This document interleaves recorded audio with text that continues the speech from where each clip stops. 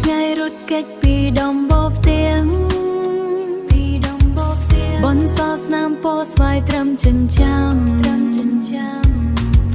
ផ្សែងហុយចេញពីចង្ក្រានអ្នកចិត្តខា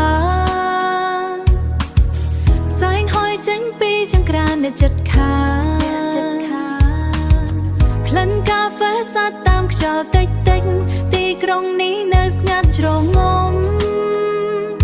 ស្ងាត់ជ្រងអូ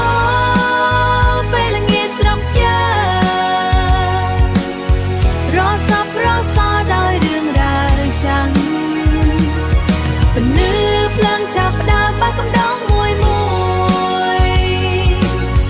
ជំនួសពលឺដែលនឹងរលត់យើងដើរកាត់ពេលវេលារកមើលអាចដឹងកើតក្នុងបច្ចុប្បន្ន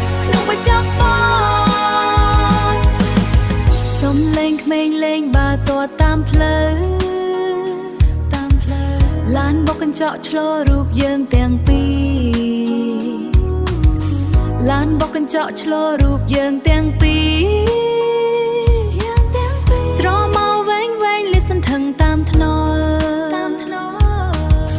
រាត្រីមកដល់លឿនជាងអ្វីដែលកិនយើងភ្លេចនិយាយគ្នាអស់ប៉ុន្មានថ្ងៃហើយ